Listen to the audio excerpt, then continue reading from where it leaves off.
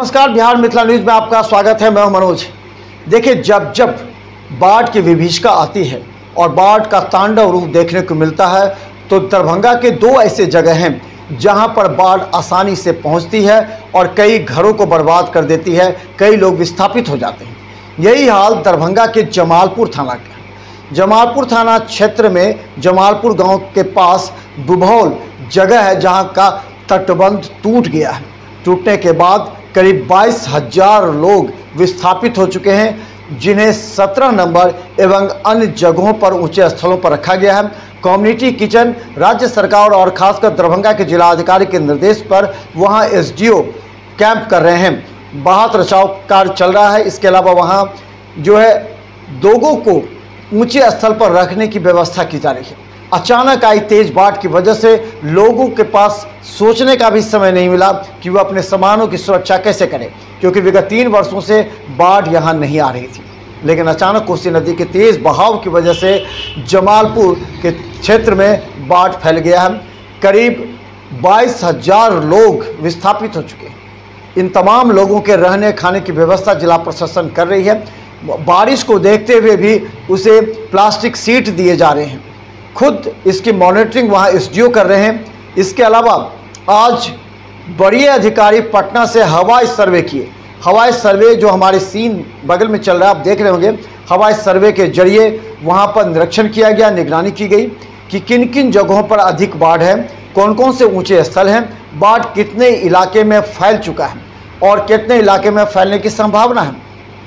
आपको याद होगा कि 48 घंटा पहले ही नेपाल ने 56 गेट खोलकर 6.5 लाख क्यूसेक पानी छोड़ा था, जिसका असर सबसे पहले कोसी नदी में ही देखने को मिलेगा। इस बात की सूचना बिहार सरकार को थी, लेकिन बिहार सरकार जब तक वहां संभल कर लोगों को अलर्ट करती, तब तक बाढ़ अपना रौद्र रूप धारण कर चुका था।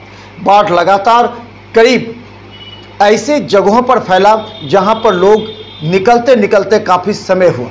हालांकि लोगों के घर में पानी प्रवेश कर गया है। कहा जाता है कि ये जमालपुर का क्षेत्र, घनश्यामपुर का क्षेत्र हमेशा बाढ़ से ग्रसित रहा है। यहाँ के लोग कई बार इसे लेकर के भारत सरकार और राज्य सरकार से इस मुद्दे पर बातचीत करने की बात की। हम बता दें, राज्यसभा सांसद और पूर्व के जल संसाधन मंत्री संजय झा ने कहा था कि नेपाल सरकार से भारत की बात चल रही है कि किसी तरह समझौता हो जाए, एक बड़ा डैम बनाया जाए, ताकि अचानक इस तरह के बाढ़ से बिहार वासियों को जूझना न पड़े। खासकर मिथिलांचल जो बाढ़ से ग्रसित क्षेत्र है, यहाँ के लोग हमेशा बाढ़ से जूझते रहते हैं। कहा जाता है कि कुशेश्वर स्थान, गौराबोराम, घनश्यामपुर, जमालपुर, किरतपुर, ये क्षेत्र साल के 6 से 7 महीने बाढ़ से या बाढ़ के पानी से ग्रसित रहते हैं। यहाँ के लोगों का सामूहिक विकास नहीं हो पाता। कई बार फसलें यहाँ नष्ट हो जाती हैं, लोग खाने के मुहताज हो जाते हैं। सरकारी जो अनाज है उस पर ही निर्भर करते हैं।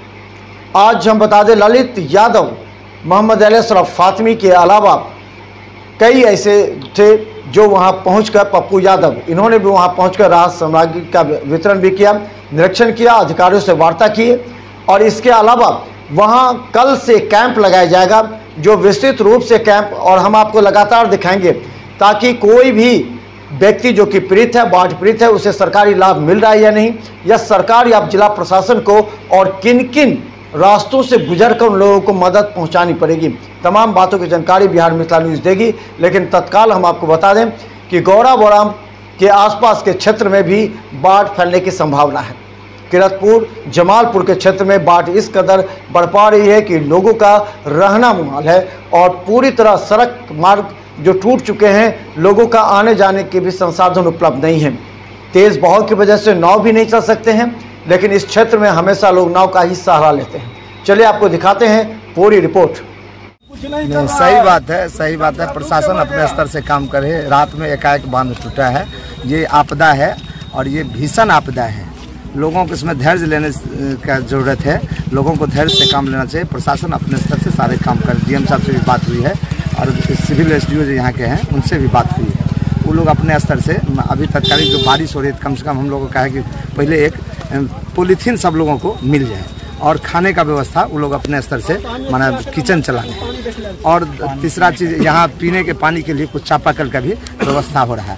और ये जो माल मवेशी है उसके लिए भी चारा का भी व्यवस्था किया जा रहा है। लोगों के छत माने पानी जो रहा है उसके लिए पॉलीथीन की व्यवस्था अभी दरभंगा से चल रही है, रास्ते में है, जैसा सिविल एसडीओ ने बताया है। और लोगों के भोजन की जो व्यवस्थाएं हैं वह अभी लगता है शाम से हर एक जगह किचन चलना शुरू हो जाएगा। पप्पू जी ये बताएं कि क्या लग रहा है कितने प्रखंड इफेक्टेड हैं या फिर कितना क्या स्थिति है विधानसभा की अगर बात करें? ये जो है ना किरतपुर पूरा, गोराबरा, बिरौल, कुशेश्वर स्थान दोनों हम अभी जो देख रहे हैं, जितना हम चल के आए हैं उसमें अभी इतना लगता है कि इन लोगों की हाल बहुत खराब है। घनश्यामपुर वगैरह भी लोग बोल रहे हैं कि इफेक्टेड हो सकता है। हाँ, हो सकता है। जैसे पानी हम आ रहे थे देखिए पानी रिटर्न जा रहा है, तो पानी जब रिटर्न जाएगा तो घनश्यामपुर की अलीनगर आपको ताड़ी उसको भी प्रभावित कर सकता है। अभी आपने लोगों से बात भी किया है तो लोग क्या पीड़ा क्या बता रहे हैं अपना? लोगों से अभी आपने बात किया है, क्या पीड़ा बता रहे थे लोग?